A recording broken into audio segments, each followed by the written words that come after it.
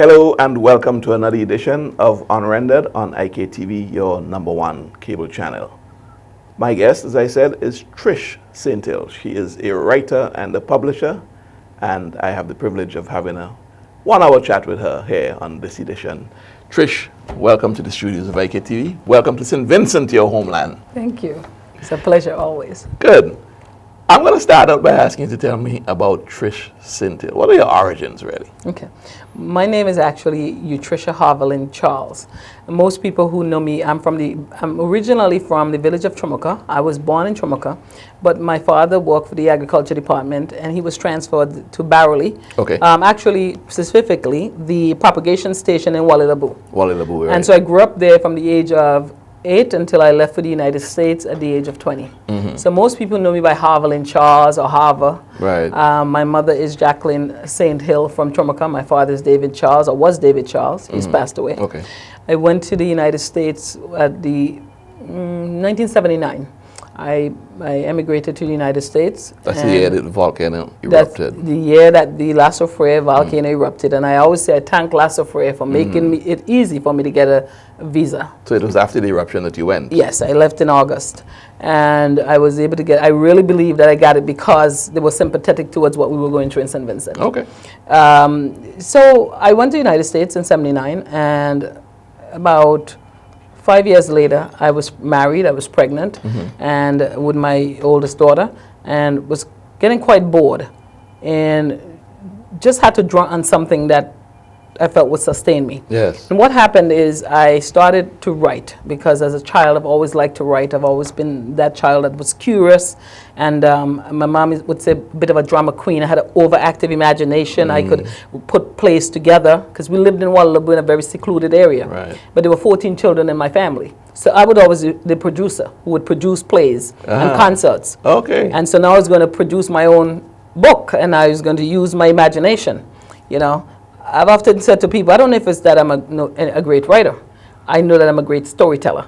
I can crap some characters up like in a minute, yes, and they come to life. So tell me a bit about these plays that you did when you were that age. You used your siblings and your extended neighbors, family, yes, and your neighbors to be the cast. Yes, to be the cast, to sing. My brother would play the mouth organ, and we would put on plays and have humorous, you know, who were you performing for? For each other. There were 14 kids in my family. Right. The watchman would have a family of maybe 5. Yes. There'd be another manager on the estate with a family of maybe 3 or 4. And we had our own little cast. And another thing that I would like to do is play Baptists. We would imitate the Baptists that are converted. Yes. They're spiritual Baptists. Yeah, spiritual Baptists. Yes, spiritual Baptists. And we would have catch the Holy Spirit speaking in tongues, and if you were someplace hearing us, you would not believe that this was not something genuine. So you're quite a dramatist. So I'm quite a dramatist. Even back then. Even back then. Yes. And actually more so back then. You have a lot to kind of mellow it down a bit. And so in 1984, when I found myself pregnant, I said, I'm going to write the great Caribbean novel, because nobody write our story, and I'm going to be the first to do that. See, I believe when you want something to change, you have to be a part of that change. I don't believe you just sit there and wait on somebody to rescue you or do it for you. So you say, if you don't think enough is being told about Caribbean people who are hardworking, honest people, contributing to the fabric of American society, so you gotta be that person who do it. And so I wrote this novel, but it took me 25 years from 1984 to actually get it published. And to get it published, I had gotten some publishing companies that wanted to publish it, but they wanted to take like 65% of my money. And being the stubborn person that I am, I thought, there's something wrong with this story. I'm going to create my own publishing company, and I am going to publish my own book, and I am going to get all of my proceeds. And I did it. So the name of this novel was? Beneath the Golden Mango Tree. Was it always called that? Or did you have a name shift here and there? Because I know sometimes writers start out with one thing in mind, and then it evolves, and when it finally comes out, it was something else. Absolutely. Initially, the book was called Beneath the Golden Apple Tree. Okay. And so I was the baby that I was pregnant with when I started writing this novel, and I didn't have a typewriter or a computer. So I wrote it with a pencil in a notebook. And so she was now in law school, and I went to visit her in Michigan, and she said in her very Vincy voice. Even though she's American, she sounds very Vincentian. She said, "Mommy, West Indians don't know nothing but, they're not known for apples. They're known for mangoes. Why you not say beneath the golden mango tree?" Right. And so beneath the golden apple tree became beneath the golden mango tree. And that's how that first novel name was shifted. Tell me what this novel was about. Initially, it was just a Caribbean immigrant story. Like I said, I felt that we as as Caribbean immigrants, work so hard, and yet we're often very silent group in that culture. Yes. And I was going to change that by making our stories be on the pages. And so,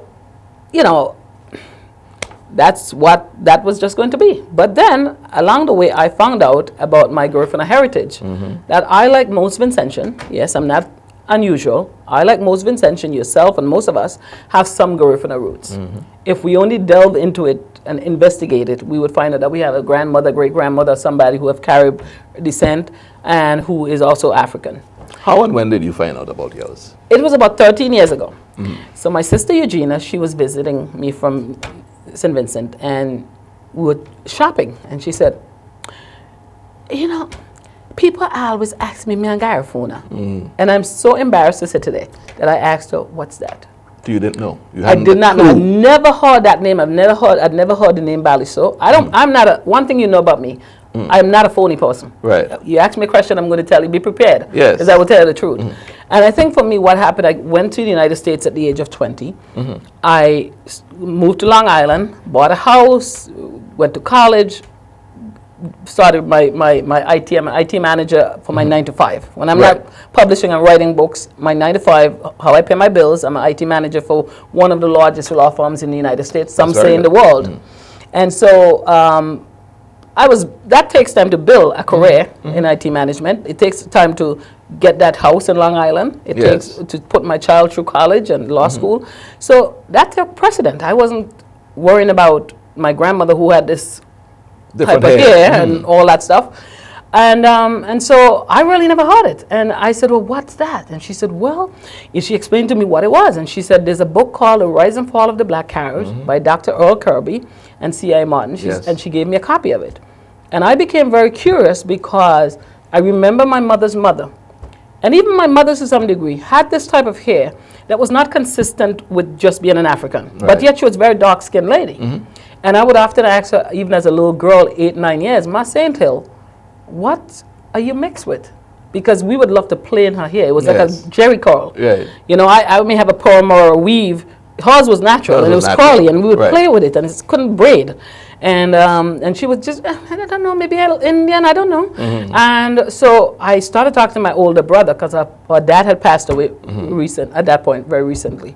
And he said, our dad told him that her mother and her grandmother were black Caribs. That's how he put it. Right. He said they're black Caribs. And I said, "Oh my gosh." And then as I read The Rise and Fall of the Black Caribs, I started researching a lot of different information, whatever books I can get my hands on.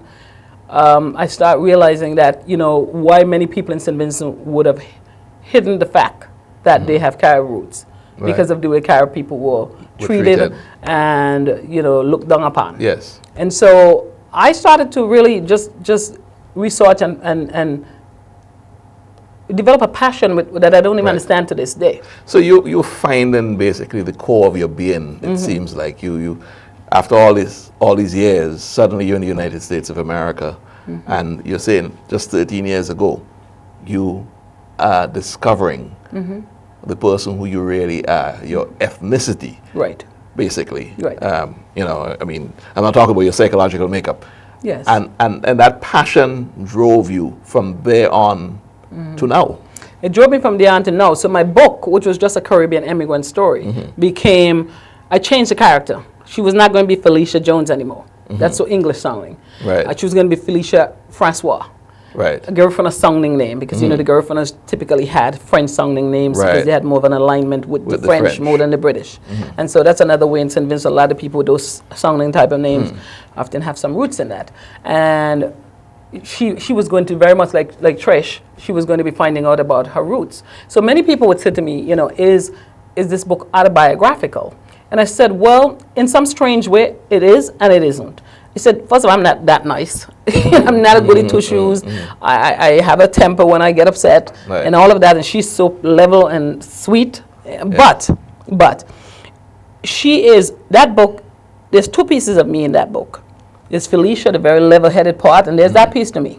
And then there's a kind of crazy character in Trinidad named Gloria, who said the things that I would not have the nerve to say, but she says it. Okay. Right. And so is that your alter ego? That's in many ways that's my alter ego. She'll just say the darndest thing that you just have to be shocked.